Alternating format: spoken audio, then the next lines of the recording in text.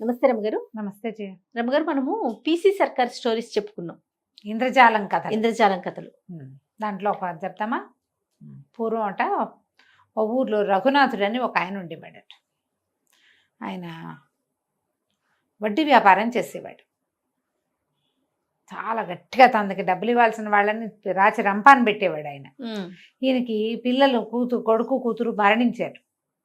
కూతురు పిల్లలు మరణించి ఒక మనవడు మాత్రం ఉన్నాడు. కూతురు కొడుకు కూడా పోయారు.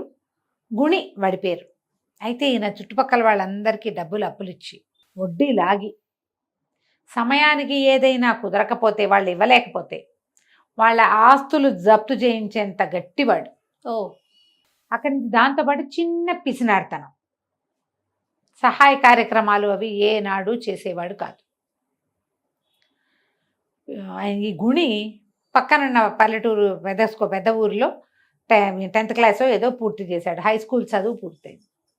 వాడికి ఈ వడ్డీలకి ఇవ్వటం అది నచ్చేది కాదు. వాళ్ళు వచ్చి వాకిళ్లలో నుంచి ఏడుపు మొహాలు పెట్టుకుని తీర్చలేకపోతే ఈయన ఇంత డబ్బు ఎందుకు, ఏం చేసుకుంటాడు, ఎవరున్నారు, ఎవరు లేరు, ఆయన ఒకడు నేను ఒకడిని, ఆయన దాన్ని ఆయన పోతే నేను ఒక్కడనే కదా, నేను కూడా ఏదో పని చేసుకుంటా కదా, ఏదైనా వ్యాపారం చేస్తాను, ఈ వడ్డీ వ్యాపారం ఏమిటి అసహ్యంగా అలా ఉండేది. ఏదైనా వ్యాపారం చేస్తాను తాత అంటే ఆయన ఒప్పుకునేవాడు కాదు. మన దగ్గర డబ్బులు ఎక్కడివి అనేవాడు.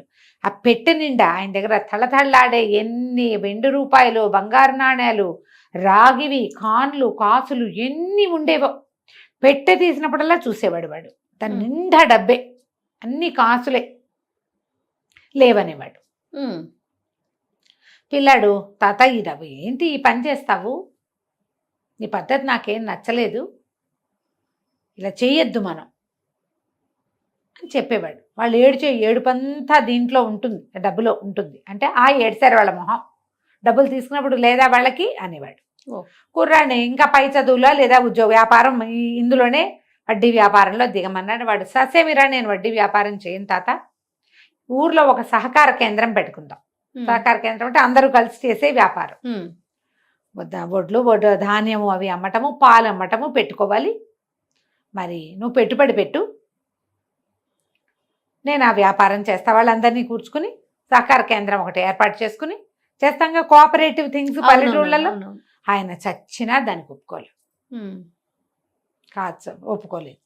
అయితే ఏమైంది, ఒకనాడు ఇలా రోజులు గడుస్తున్నాయి. ఆయనకి ఆ పిల్లాడిని వ్యాపారంలో ప్రవేశపెట్టాలని ఉంది. వాడైతే లెక్క డొక్క బాగా రాసుకుంటాడు, చదువుకున్న పిల్లాడని. వాడు ఇందులోకి చేరేవాడు కాదు.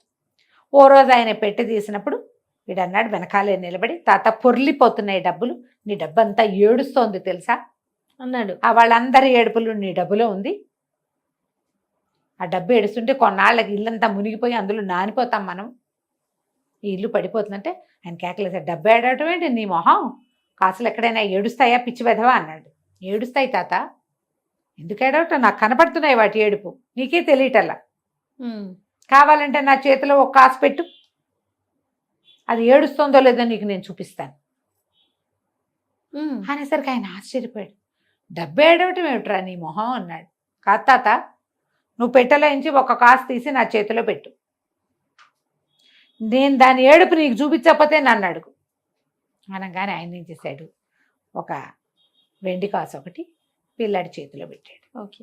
ఆ పిల్లాడు దాని కేసు చూసి అలా పట్టుకుని దాన్ని ఇట్లా గట్టిగా పిండాడు, అరచేతిలో పెట్టుకుని 2 చుక్కలు గారిపడ్డాయి. ఆయన నిర్ఘాంతపోయాడు. ఒక్క కాసులోంచి 2 కన్నీటి బొట్లు వచ్చినాయంటే ఈ కాసులన్నిట్లలో ఎన్ని కన్నీటి బొట్లు ఉన్నాయి, హడిలిపోయాడు ఆయన.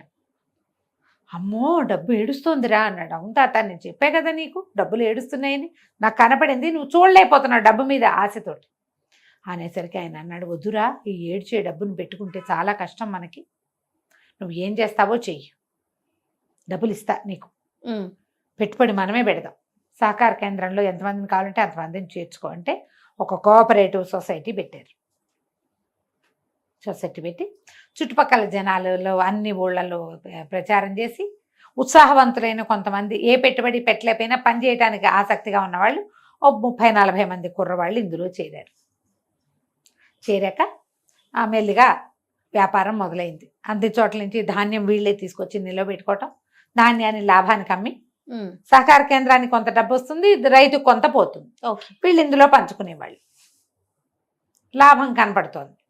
సరే ఈయనకి మొత్తం పెట్టెలో ఉన్న చాలా మటుకు డబ్బులు ఇచ్చేసాడు వీళ్ళకి. ఇచ్చేసిన తర్వాత ఒక రోజున అన్నాడు, ఏరా మరి మిగిలిన డబ్బంతా అంతా కేంద్రంలోనే పెట్టేద్దాం, నువ్వు ఇక వడ్డీ వ్యాపారం చేయటం మానేసి, ఈ వ్యాపారంలో కూడా డబ్బులు కనపడుతున్నాయి కదా, అవును, నీకు వడ్డీ వ్యాపారంలో వచ్చే డబ్బేమో ఏడుస్తోంది, ఇదిగో మా డబ్బులు చూడు, నువ్వు ఇందులో నుంచి కళ్ళనీళ్ళు వస్తాయేమో చూడు అని ఆ డబ్బులు ఎత్తి చేతిలో పోసాడు. ఆయనకి చాలా సంతోషంగా అనిపించింది. తన మనవడు తన ప్రజ్ఞతోటి ఈ డబ్బంతా చేశాడు. అది కూడా సంవత్సరం తిరిగేసరికి 25-30 మంది కుర్రాళ్ళకి జీతాలు ఇచ్చి వీళ్ళందరూ తిని, రైతులందరూ అబ్బాయి ఎంత హాయిగా ఉంది గుణి పని మొదలు పెట్టాక అని వాళ్ళంతా సంతోషిస్తూ, ప్రతి వాళ్ళు బా కుర్రాడు తెలివి, వీడు ఎంత మంచివాడు, ఎంత తెలివైన వాడు అని మెచ్చుకుంటూ, ఇంత డబ్బు ఎరా ఇందులో నుంచి నీకు కన్నీళ్ళు వస్తున్నాయేమో చూస్తావరా అన్నాడు.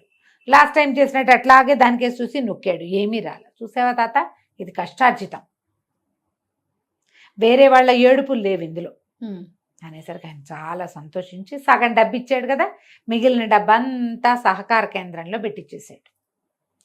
అప్పుడు ఈ కుర్రాడు చెప్పాడు, ఈ డబ్బు ఏడుస్తోంది, నీ వడ్డీ డబ్బులేమో ఏడుస్తాయి, నువ్వు వాళ్ళ దగ్గర లాగేసినవి, కష్టించి సంపాదించిందేమో ఏడవుతుంది, కాబట్టి వడ్డీ వ్యాపారం మానే తాత, ఎవరి నోట్లు వాళ్ళకి ఇచ్చేద్దాం, వాళ్ళు ఎప్పుడు ఇస్తే డబ్బులు అప్పుడు తీసుకుందాం, ఓకే, వాళ్ళ ఆస్తులు జప్తు చేయదంటే సరే ఒప్పుకుని మేలుగా అందరితోటి మాట్లాడుకుని కాస్త 5-10 వడ్డీ తగ్గించేసుకుని, వడ్డీ వద్దు అసలు ఇవ్వండి చాలని అందరి కాగితాలు పంచేశాడు వాడు.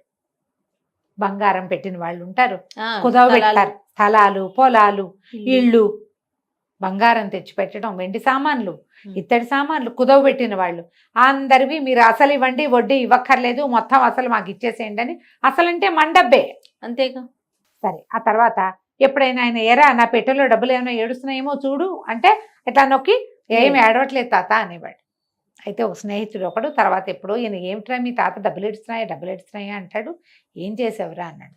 ఏమీ లేదు, అంత వెండి కాసు ఇచ్చాడు, ఆయన ఎలాగో ఆకాశే ఇస్తాడని నాకు తెలుసు, ఆ సైజు పత్తిని తడిపి చెవి వెనకాల పెట్టుకున్నా, మా తాత చూడకుండా పత్తి చేతిలో పెట్టుకుని దాని మీద కాయను పెట్టి నొక్కేసరికి తడిసిన పత్తి పిండితే నీళ్లు రావు, వస్తుందిగా, అవి వచ్చినవే కన్నీళ్ళు అనుకున్నాడు తాత. బాగుంది. ఇదేంటంటే మ్యాజిక్ లో ఇలాంటి ట్రిక్స్ ఉంటాయి, చిన్నవి. అవును, చాలా చిన్న ట్రిక్. వాడు ఏం చేశాడో మనకు తెలియదు, వాడిదల్లా హస్తలాగమం, ఈ వెనక నుంచి తీసి ఇందులో పెట్టేటప్పుడు నీ కంటికి తెలియనంత వేగంగా చేతులు కదులుతాయి, స్పీడ్ గా చేసేస్తారు. పైగా సులువుగా తీసుకునే విధంలో పెట్టుకుంటారు. ఇక్కడి నుంచి తీయాలనుకో ఇలా తీయాలి, ఇక్కడి నుంచి తీయడానికి ఏముంది, చెవిలంటే వచ్చేస్తుంది. నేను అది చేశానని చెప్పాడు. ఆ ఒక్క ట్రిక్ తోటి తాతతో వడ్డీ వ్యాపారం అనిపించేసి ఈ సహకార సంఘానికి మొత్తం డబ్బులు పెట్టించాడు. తెలివితేటలు. ఎవరైనా తెలివి వాడచ్చు, తెలివిని వాడండి. కథ కంచికి మనం ఇంటికి. రైట్ రమ్మ గారు, నమస్తే. నమస్తే జయ.